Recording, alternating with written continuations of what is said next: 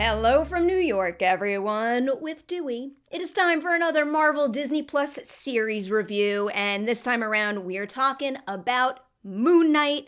The show stars Oscar Isaac as Stephen Grant. He's a gift shop employee who's experiencing these blackouts, and it turns out he comes to learn that he has dissociative identity disorder, and he shares his body with someone named Marc Spector, who is an extremely different person. Marc is a mercenary, so the two have to figure out a way to share this body and work together in order to solve a dangerous mystery that involves the gods of Egypt. It feels like we've been talking about how the MCU has taken a whole lot of style and genre swings quite a bit lately, and I think that is a very, very good thing. But I do want to make sure to really emphasize that Moon Knight is an especially big standout in that respect. It feels like one of the franchise's biggest leaps yet, and that leap is working quite well for me so far. Of course, I have only seen 4 of the 6 episodes at this point, so as I always have to do with these Marvel series reviews, I need to warn you that my thoughts on the series could change after I see the complete story. But after 4 episodes, there are just tons of qualities of this show that I'm very, very into and enjoying, but also extremely impressed by. First, the tone of the genres that it taps into. Basically, Moon Knight plays like an adventure, horror, and buddy comedy mashup. The back and forths between Steven and Marc, who are often on 2 completely different pages, can be very amusing sometimes. The mystery of it all has 1999 mummy vibes that I am enjoying quite a bit. And then also, the involvement of the Egyptian moon god Khonshu brings in these more horror-tinged moments, which obviously I love. If that sounds a lot for one 6-episode show, it is, but it does work.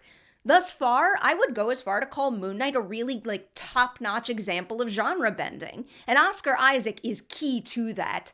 This concept really, really needed an actor with a range as wide as his, and also someone who could pivot on a dime and in a believable way. He's got to convey that these really are 2 very different people with their own unique lives. He needs to have the 2 of them have conversations and heated arguments with one another. There are also quite a few physically demanding moments in these first 4 episodes for him, and then, on top of that, Isaac's work is just absolutely vital to those shifts in tone and style. An actor's performance is always vital to tonal consistency, but here in particular, there's dialogue-driven, physical, or technical challenges for Isaac at basically every single turn, and the success of this bonkers premise really does heavily rely on him nailing every single one of them. But of course, the behind-the-scenes team here needs a whole lot of love for what they're pulling off. First, Moon Knight is just absolutely loaded with stunning imagery from cinematographers Gregory Middleton and also Andrew Droz Palermo that significantly strengthens the genre variety here. Then editors Ahmed Hafez, Cedric Nairn-Smith, and Joan Sobel really have their work cut out for them bringing this all together. Yes, they do get some absolutely fantastic footage to work with, but even then, stitching it all together in a way that maintains, strong pace, believability, and also gives the viewer the sensation that they're getting access to this Stephen Marc headspace seems like an epic challenge to me, and the 3 of them really find great success with all of that. And now, of course, I can't not acknowledge the Moon Knight directors here. We've got Mohamed Diab on episodes 1 and 3, and then also Justin Benson and Aaron Moorhead on episodes 2 and 4. I really think that they are the conductors this Moon Knight orchestra needed, as well as series creator Jeremy Slater, of course. Moon Knight feels to me like a concept that just wouldn't work unless every single individual involved was operating at peak performance and had a very clear understanding of how their work fits together and also how one component can enhance another. One thing I am holding back a little on here is Ethan Hawke's character, Arthur Harrow. He's really great in the first 4 episodes, a truly scary and threatening presence for the show.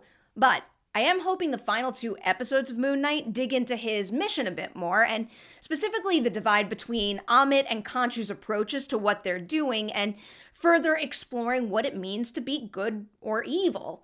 At this point, it does feel to me like there's just a good deal more to mine in that department. But right now, I am scoring the first 4 episodes of Moon Knight, and I am giving them 4 Deweys out of 5 on the Dewey Decimovie scale. The show is just so refreshing. I do think Moon Knight's got enough Marvel vibes to make it feel like a real piece of the MCU puzzle, but right now, I'm especially enjoying how disconnected and contained it feels to me. I'm hyper-focused on learning more about Steven, Mark, and Khonshu, and also about this really fascinating lore. This mission they're on, it does feel truly dangerous and like it could have massive, widespread ramifications. So the stakes are super high if it doesn't go well. But there's also a whole lot of really intimate, character-driven qualities to the show, and that makes me so hopeful that in the end, Steven and Mark will be stronger characters for it and will wind up having a greater impact when they do come into contact with other MCU players and elements in the future. All right. That is where I'm going to leave you on Moon Knight so far.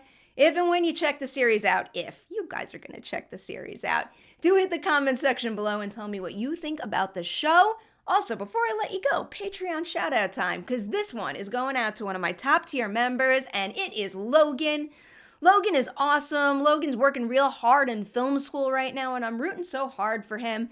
Logan, you're putting in that work. I got a whole lot of faith in you, my friend. Thank you so much for being here and for supporting the channel. Dewey sends his love as well to you, Logan, and to everybody out there watching this review. Like and share it before you leave, and stay tuned. More on the way very, very soon.